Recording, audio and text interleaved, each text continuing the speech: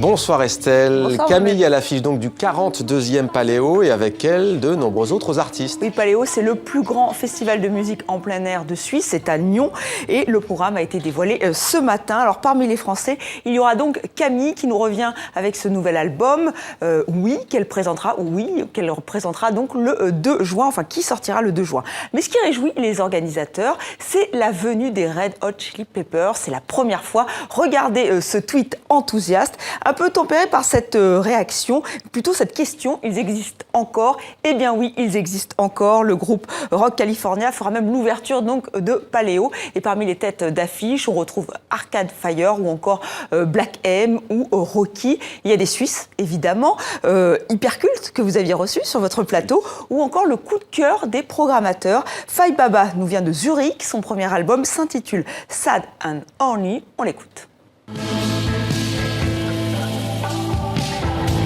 I'm never sure you're what's inside myself.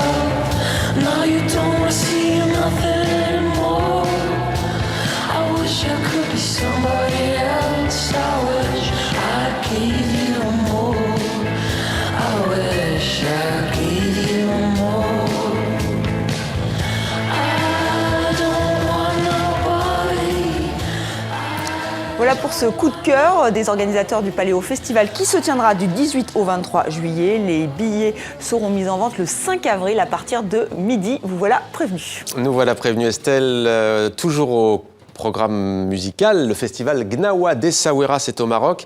Ils viennent de terminer leur tournée. Oui, ils sont partis d'Essaouira et donc là, ils étaient à New York, Washington et ils ont terminé cette tournée par un concert unique à Paris, au Bataclan. C'était hier soir, une salle comble pour vibrer au son Gnawa. Parce que ce festival, on le voit ici, il se tient évidemment à Essaouira, c'est le berceau de cette musique. TV5 Monde vous fait vivre chaque année ce festival qui fête donc sa 20e édition qui se tiendra du 29 juin au 1er juillet. Mais hier soir, donc c'était à Paris, le public parisien a pu se laisser entraîner par la transe et Léon Sanchez et Vincent Fayol étaient avec eux.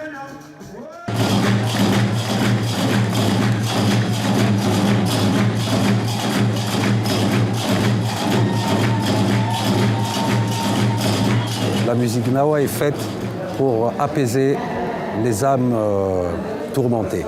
C'est un rituel pour guérir les gens. Avant que le festival n'existe, il était impossible pour un blanc d'assister à un rituel de Gnawa.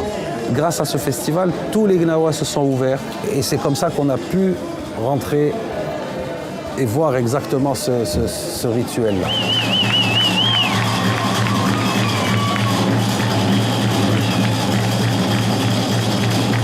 C'est comme une cérémonie, une lila ici ce soir, même avec plein de musiciens.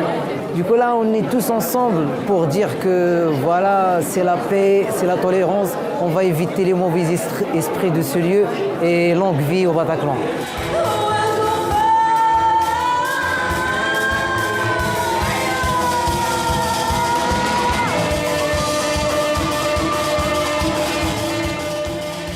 Vous avez bien sûr reconnu Indy Zara, l'une des artistes invitées à ce concert événement.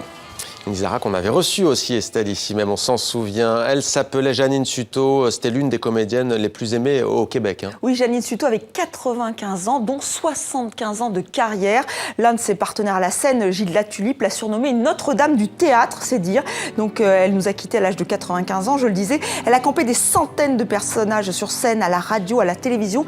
Elle est née à Paris, mais elle a fait toute sa carrière à Montréal, où elle est vraiment révérée, aimée, appréciée. Elle n'a jamais cessé de tourner et on se quitte donc avec ce dernier hommage à cette grande dame du cinéma, du théâtre, de la télévision grâce à notre correspondante Catherine François et Radio-Canada.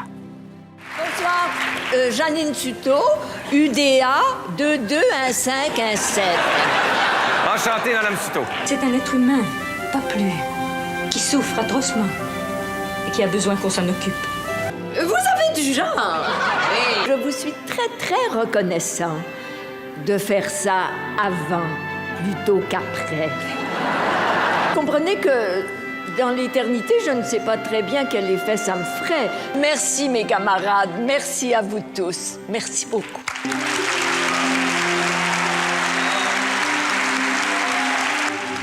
Voilà pour ce bel hommage. C'était demandé. Le programme. Merci Estelle pour cette chronique. À demain, ouais. À demain Estelle. Même endroit, même heure.